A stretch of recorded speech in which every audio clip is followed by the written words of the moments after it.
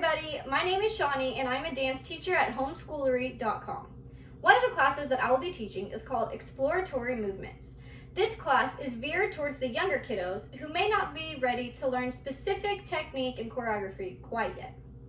This class is all about learning how to move in new ways while gaining body control skills through fun activities. Now to the kids, this class might just feel like a big game, which it should. I want them to be having fun while staying engaged, all while being active and using their imagination. In this class, they will begin to learn how to express themselves through their bodies, as well as translate everyday scenes into art. Now, this may sound difficult, but let me give you an example. All right, everybody, we are going to do one activity, which is called Move Like an Animal. Now, we're going to do this exactly how it sounds. I'm going to call out an animal, and I want you to show me how you think that animal moves. All right, so let's see. First animal is a kangaroo. Can you show me how a kangaroo moves? How does a kangaroo move? It hops, right? They have their hands, hop like a kangaroo. Hop, hop, hop, hop. Keep hopping. All right, now we're gonna stop. Stop, stop, stop. Okay, now, can you show me how a bird moves? How does a bird move? They have their wings, right? They fly in the sky. Now move around like you're a bird. What kind of bird are you? Are you a red bird? Are you a blue bird? Are you an eagle? Think about what bird you are as you fly around. Fly. All right, little birdies. All right, everybody stop. Now, can we move like a sloth? Do you guys know what a sloth is?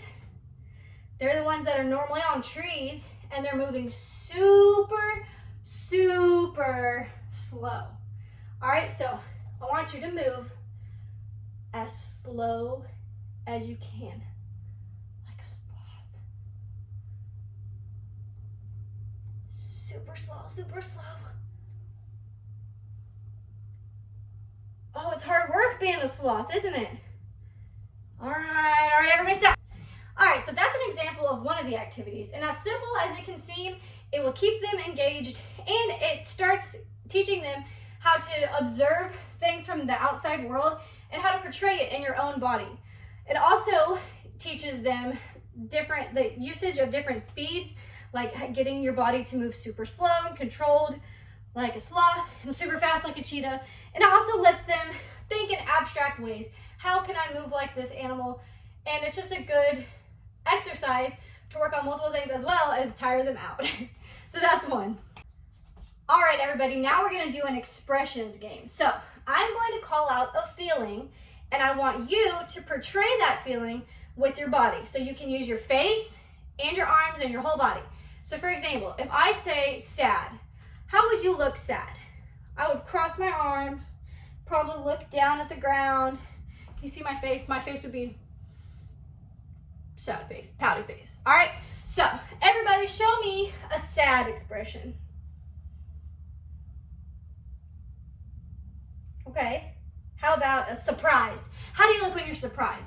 You're excited, your eyes are open really wide, and your mouth is probably open because maybe someone just yelled, surprise! And it's your birthday, and your hands can be thrown up.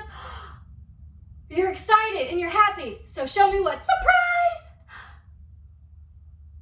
All right, let's see, what else can we do? How about, let's do angry. How do you look when you're angry? You're upset that your sibling took your toy or something's just not going the way you want. How do you look? You're mad, your eyebrows might be together. You have this mean look on your face. Cross your arms or put your hands down. You're not happy. I'm mad. Show me you're mad. All right, now let's do them quick. Ready? Show me surprised, sad, mad. Show me happy, mad, happy, sad, surprised. All right, good job. So those are just a few examples of, so those are just a few examples of some of the fun activities that we do in exploratory movements, and I hope you guys find them fun and your kids do.